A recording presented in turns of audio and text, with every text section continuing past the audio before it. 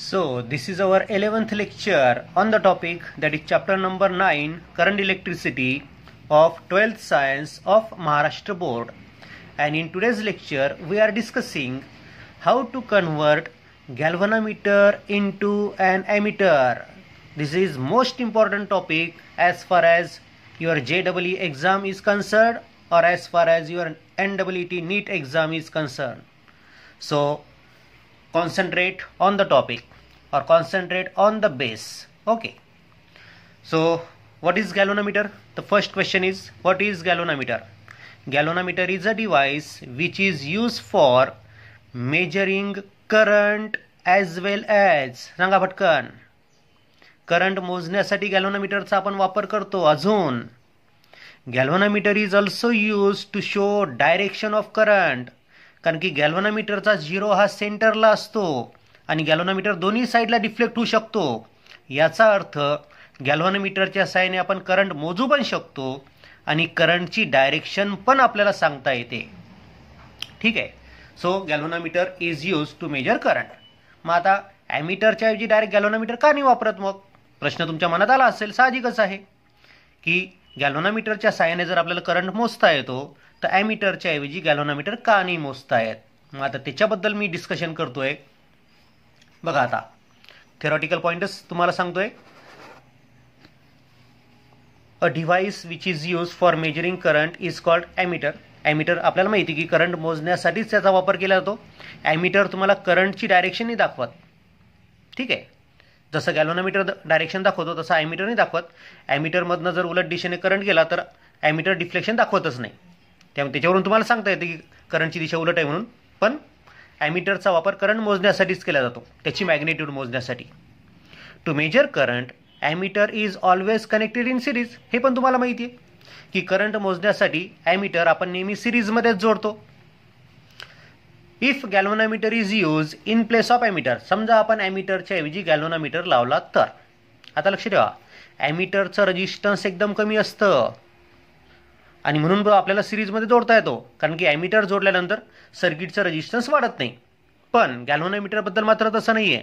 If galvanometer is use in place of ammeter then two major problems arises. दोन problem तुम्हाला त्या ठिकाणी येतील. कोणते कोणते? पहिलं, galvanometer increases resistance of the circuit. समजा तुम्ही ॲमीटरच्या ऐवजी गॅल्व्हनोमीटर सिरीजमध्ये जोडला तर सिरीजमधलं रेजिस्टन्स वाढलं, कारण की गॅल्व्हनोमीटरचं रेजिस्टन्स थोडं जास्त असतं.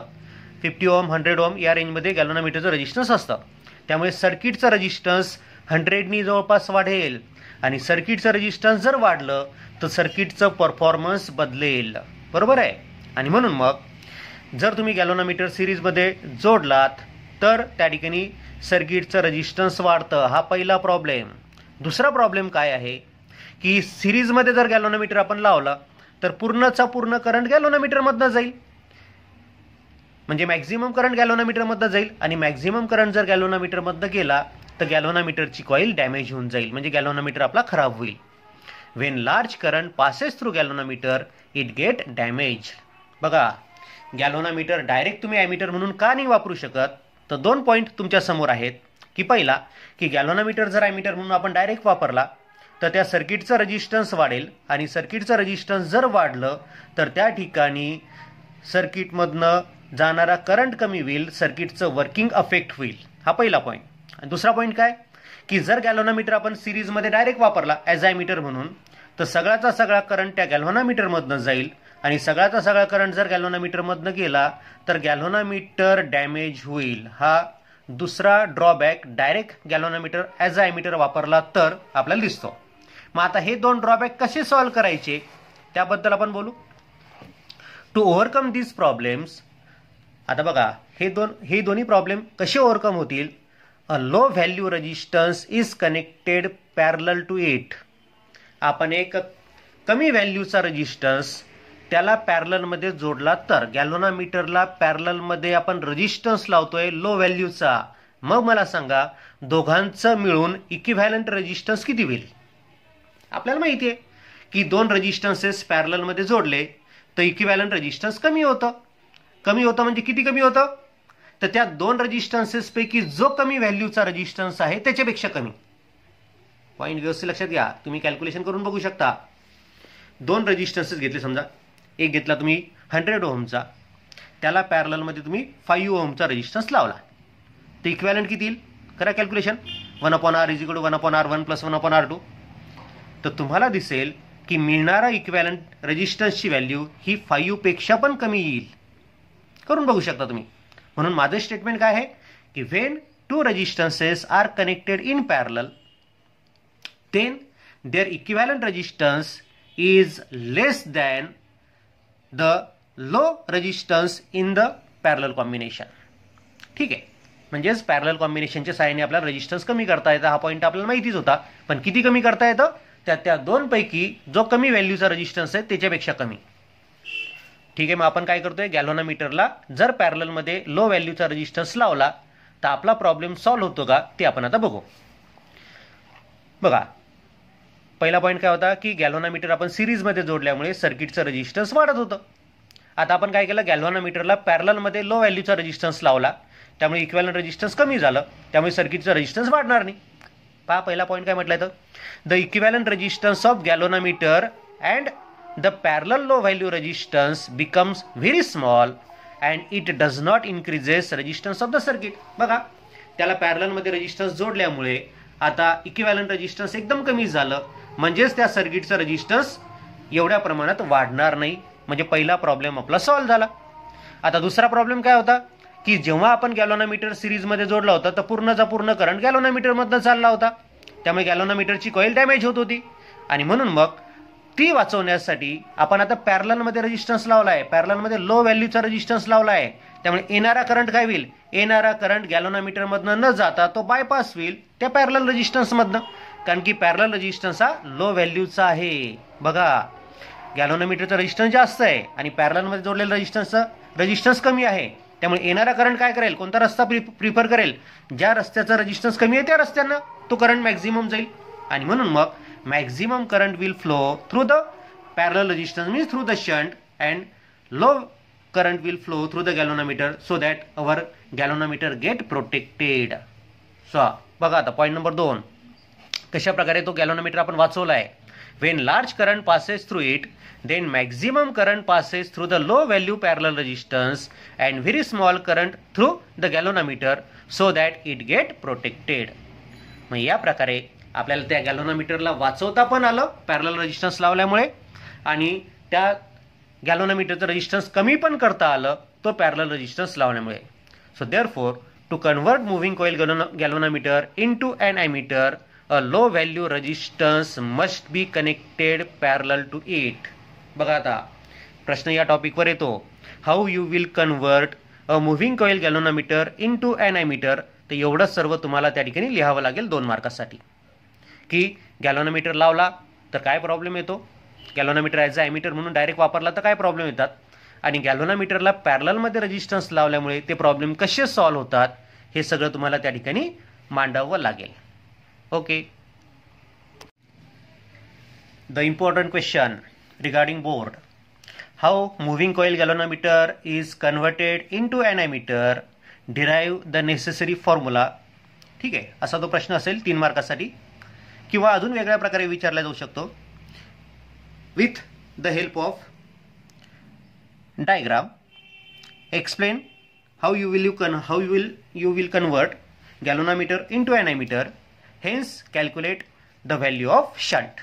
असं पण येऊ शकतो, किंवा obtain an expression for the shunt resistance for converting galvanometer into an ammeter. असं पण प्रश्न येऊ शकतो. प्रश्न हे पेपर सेटरवर डिपेंड करतील, कशा प्रकारे ते सेट करायचं क्वेश्चन, आणि त्यानुसार ते सेटिंग असेल. ठीक आहे. आपण आता याच्याबद्दल डिस्कशन करतोय. आपल्याला शंट रेजिस्टन्स म्हणजे जो पॅरललमध्ये रेजिस्टन्स जोडायचा आहे तो किती व्हॅल्यूचा आपण जोडला तर किती करंट आपण गॅल्व्हनोमीटरच्या साहाय्याने मोजू शकतो. ठीक आहे, पॉईंट व्यवस्थित लक्षात घ्या. We are calculating the value of shunt resistance which when connected across the galvanometer so that we can measure how much current through the galvanometer. बघा आता त्याच्या आन्सरमध्ये काय लिहायचं आहे, पहिली तुम्हाला लिहावं लागेल how moving coil galvanometer is converted into ammeter. आत्ताच आपण बघितलं कसं कन्वर्ट करतो आपण. The moving coil galvanometer can be converted into an ammeter by connecting low resistance called shunt. या लो रेजिस्टन्स म्हणजे पॅरललमध्ये होतो ना आपण, म्हणून त्याला शंट म्हणतात. In parallel with the galvanometer. Shunt म्हणजेच पॅरलल ना, लो रेजिस्टन्स म्हणजे शंट नाही. पॅरललमध्ये जोडतो म्हणजेच त्याला शंट करतो असा त्याचा अर्थ आहे. मग आता इथे मी फिगर काढली. हा गॅल्व्हनोमीटर, गॅल्व्हनोमीटरला पॅरललमध्ये मी हा लो व्हॅल्यू रेजिस्टन्स लावला की ज्याचा रेजिस्टन्स समजा एस आहे. या गॅल्व्हनोमीटरमधनं जाणारा करंट एका लिमिटपर्यंतच आपल्याला जाऊ देता येतो. त्याच्यापेक्षा जास्त करंट गेला तर ती कॉईल डॅमेज होते. तो जो मॅक्झिमम लिमिटिंग करंट आहे गॅल्व्हनोमीटरमधनं जाऊ शकणारा तो समजा आय.जी. एवढा आहे. पॉईंट लक्षात घ्या. What is IG.? IG. Is full scale deflection current through the galvanometer. गॅल्व्हनोमीटरमधनं आपण एवढा जास्तीत जास्त करंट जाऊ देऊ शकतो, याच्यापेक्षा जास्त गेलेला चालत नाही. So it is maximum current through the galvanometer is IG. Okay. आणि समजा आपल्याला मॅक्झिमम करंट मोजायचा आहे through this galvanometer is I. म्हणजे गॅल्व्हनोमीटरचा जर आपण ॲमीटर तयार केला तर हा ॲमीटर किती मॅक्झिमम करंट मोजू शकेल? तर आय एवढा. मग ठीक आहे, आय एवढा करंट आपल्याला मोजायचा आहे. हा गॅल्व्हनोमीटर आय एवढा करंट मोजणार आहे इन प्रपोर्शन. हा डायरेक्ट आय एवढा मोजणार नाही तो, कारण की पूर्ण आय एवढा करंट याच्यामधनं जाणार नाहीये. तर आय एवढा करंट आल्यानंतर काही करंट गॅल्व्हनोमीटरमधनं जाईल आणि काही करंट शंट रेजिस्टन्समधनं जाईल. बरोबर आहे का? कारण की हे पॅरललमध्ये आहेत. पॅरललमध्ये करंट डिवाइड होतो. आता गॅल्व्हनोमीटरमधनं जाणारा करंट हा कमी असेल, शंटमधनं जाणारा करंट हा जास्त असेल. का बरं? कारण की शंट रेजिस्टन्स हा कमी आहे गॅल्व्हनोमीटरच्या रेजिस्टन्सपेक्षा, आणि म्हणून मग या ब्रांचमधनं जाणारा करंट हा जास्त असेल. So I S is greater than IG. ठीक आहे. डायग्राम आली लक्षात? हा आय एस इकडे येईल, हा आय.जी. येईल, आय पुन्हा बाहेर निघेल. म्हणजे आपल्याला मॅक्झिमम करंट आय एवढा मोजायचा आहे. त्याच्यापैकी आय.जी. एवढा करंट हा गॅल्व्हनोमीटरमधनं जाणार आहे. आय एस एवढा करंट हा शंटमधनं जाणार आहे. जी आहे त्या गॅल्व्हनोमीटरचा रेजिस्टन्स आणि एस आहे शंटचा रेजिस्टन्स. डायरेक्ट हे लिहून टाकलं, नाही तर मग तुम्हाला स्टेटमेंटच्या फॉर्ममध्ये लिहिता येतं. Let us consider a galvanometer of resistance G to which a shunt resistance of S is connected whose resistance is very low. आणि असं शब्दांच्या फॉर्ममध्ये लिहायचं नसेल तर असं पण लिहिलं तर चालतं. ठीक आहे. मग वाक्य वाचवायचे असतील तर या फॉर्ममध्ये त्याला लिहा. बघा आता व्यवस्थित लक्ष द्या फिगरकडे. आता गॅल्व्हनोमीटर आणि शंट पॅरललमध्ये आहेत, त्यामुळे जेव्हा तुम्ही याला सर्किटमध्ये जोडसाल तर हे सिरीजमध्ये जोडायचं आहे. कॉम्बिनेशन तुम्हाला सिरीजमध्ये जोडायचं आहे. तर या शंटच्या अक्रॉसचं व्होल्टेज आणि गॅल्व्हनोमीटरच्या अक्रॉसचं व्होल्टेज सारखं असेल, कारण की हे पॅरललमध्ये आहेत. हा पॉईंट लक्षात ठेवा. As the galvanometer and shunt resistance are in parallel, so the potential difference across them is same. म्हणजे दोघांच्या अक्रॉसचं व्होल्टेज सारखं असेल, म्हणजेच potential difference across shunt is equal to potential difference across galvanometer. आता एखाद्याच्या अक्रॉसचं पोटेन्शियल डिफरन्स कसं काढतात? तर त्याच्यामधनं जाणारा करंट इंटू त्याचा रेजिस्टन्स. मग शंटच्या अक्रॉसचं पोटेन्शियल डिफरन्स किती असेल? त्याच्यामधनं जाणारा करंट म्हणजे आय एस इंटू त्याचं रेजिस्टन्स म्हणजे S. So I S into S will give potential difference across shunt. आणि गॅल्व्हनोमीटरमधनं करंट किती चालला? आय.जी. आणि गॅल्व्हनोमीटरचा रेजिस्टन्स किती आहे? G. So IG. Into G will give you the potential difference across the galvanometer. दोन्ही काय आहेत? सारखे. So potential difference across shunt किती? I S into S. Potential difference across galvanometer किती? आय.जी. Into G. दोन्ही equate केले मी. आता I S हा शंटमधनं जाणारा करंट. मग शंटमधनं जाणारा करंट किती असतो? तर आय म्हणजे टोटल करंट. त्याच्यापैकी आय एस गेला शंटमधनं, आय.जी. गेला गॅल्व्हनोमीटरमधनं. मग या आय एसच्या ऐवजी आय मायनस आय.जी. लिहिता येतं का आपल्याला? आय एसच्या ऐवजी आय मायनस आय.जी. लिहिता येतं, कारण की I is equal to IG. Plus I S. So I S is equal to I minus IG. आणि आय.जी. इज इक्वल टू लिहिलं आपण तर IG. Is equal to I minus I S. दोन्ही equation लक्षात ठेवा, कारण की दुसरं इक्वेशन पण आपल्याला नंतर वापरायचंच आहे. सो आय.जी.च्या ऐवजी आपल्याला आय मायनस आय एस लिहिता येतं, किंवा आय एसच्या ऐवजी आय मायनस आय.जी. लिहिता येतं, हे आपल्याला माहिती आहे. So putting the value of I S, I minus IG. Into S is equal to IG. Into G. So yes म्हणजे काय? त्या शंट व्हॅल्यूचं रेजिस्टन्स, शंट रेजिस्टन्सची value is equal to IG. Upon I minus IG. Into G. मग आता हे जे equation तुम्हाला मिळालं, एस म्हणजे काय आहे? तर पॅरललमध्ये जो रेजिस्टन्स जोडला ते रेजिस्टन्स. हा रेजिस्टन्स जोडल्यामुळे काय झालं?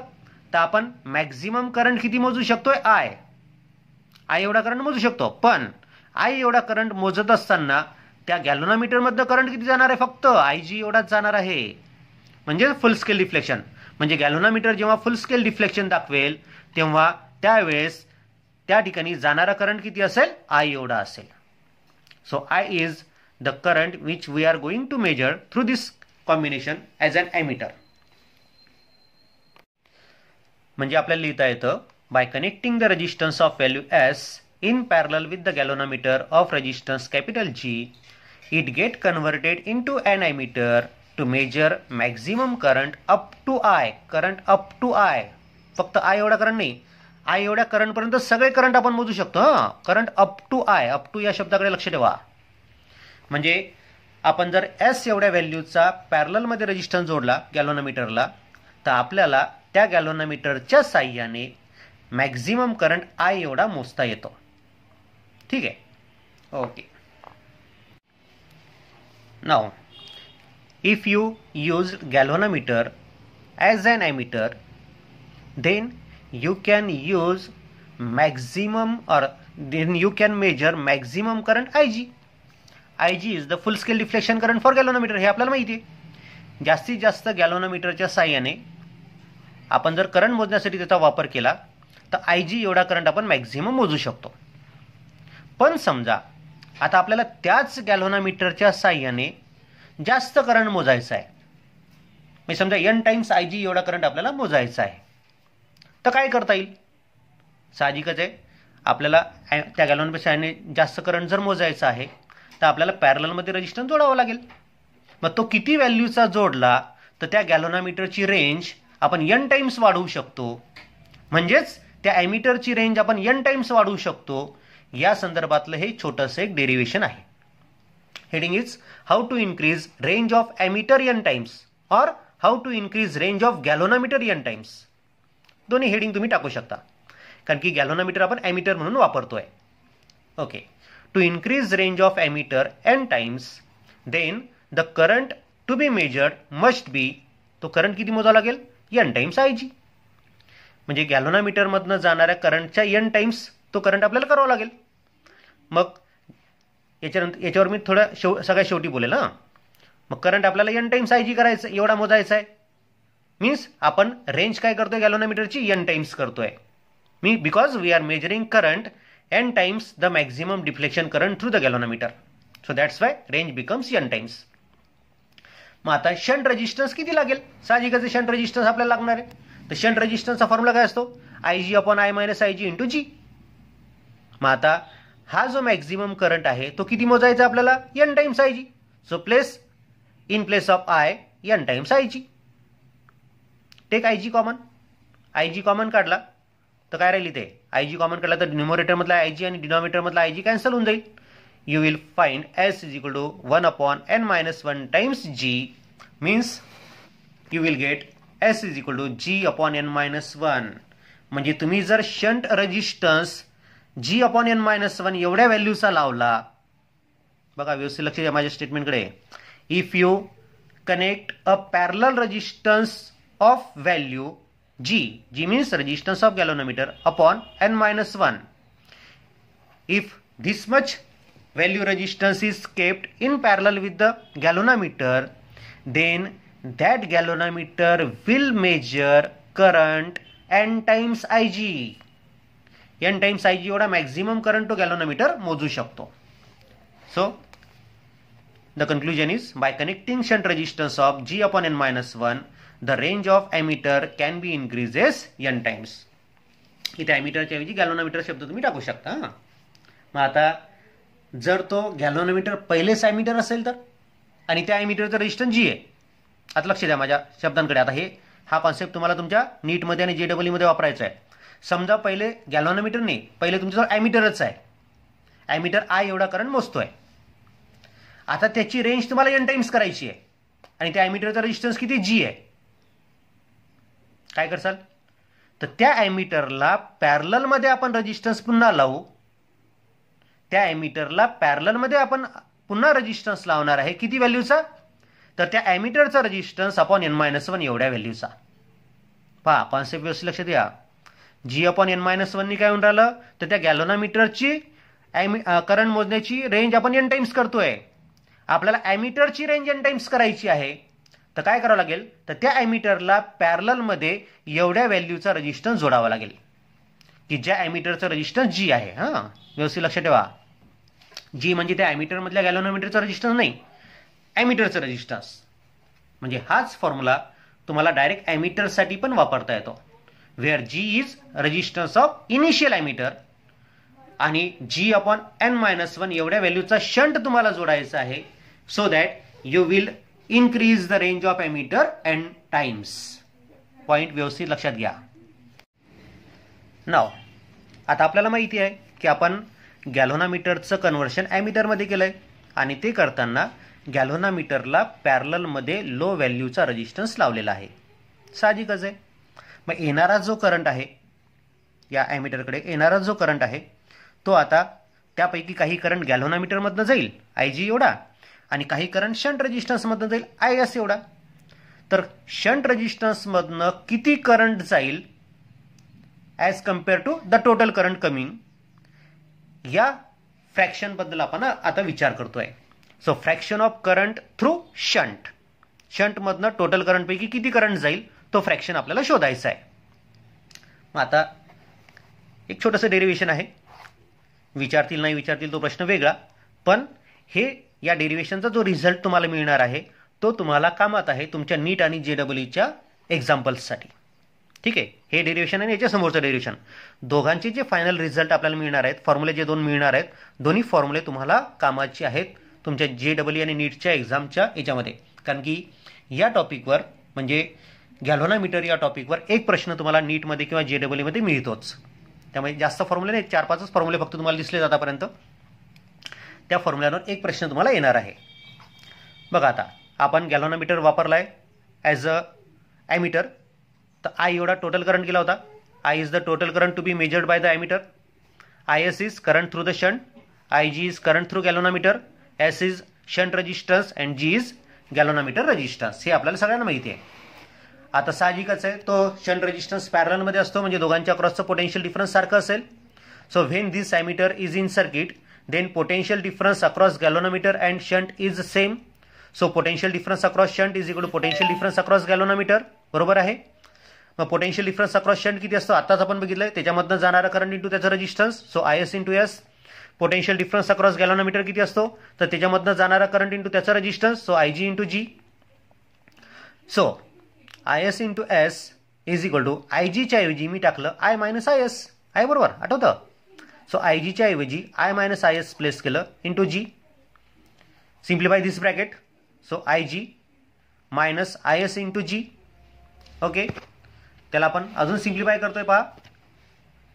लेफ्ट हँड साईडला IS into S is equal to I into capital G minus IS into capital G.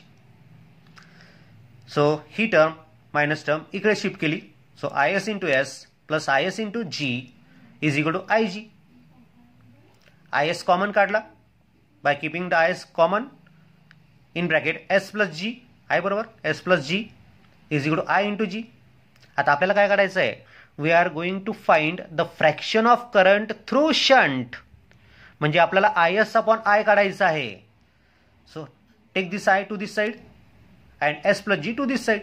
So IS upon I is equal to G upon S plus G. G म्हणजे resistance of galvanometer आणि डिनॉमिनेटरमध्ये काय, डिनॉमिनेटरमध्ये total resistance of galvanometer and shunt. IS upon I is equal to G upon S plus G. हा formula लक्षात ठेवा. पुढच्या याच्यामध्ये formula S upon S plus G होणार आहे. पण शंट मधला रेजिस्टन्स, शंट रेजिस्टन्स मधनं जाणारा करंट आणि टोटल करंट यांच्यामधला रेशो काढायचा असेल तर फॉर्म्युला येतो G upon S plus G. So this is the fraction of total current passing through the shunt. This is fraction of total current passing through the shunt. IS upon I काढलाय आपण. तसंच आपल्याला IG upon I पण काढायचं आहे. Fraction of current through galvanometer, त्या total current पैकी किती करंट गॅल्व्हनोमीटर मधनं जाईल, काय फ्रॅक्शन असेल तो, म्हणजे IG अपॉन I आपल्याला काढायचं आहे. पुन्हा त्याच प्रकारे let G is resistance of galvanometer, S is resistance of shunt, IS is current through the shunt, IG is current through galvanometer and I is total current to be measured. When this ammeter is in circuit, the potential difference across galvanometer and shunt resistance becomes same. हे आपल्याला माहिती आहे. म्हणजे दोघांच्या अक्रॉसचं voltage सारखंच असतं. फक्त काय फरक करायचा त्याकडे लक्ष ठेवा.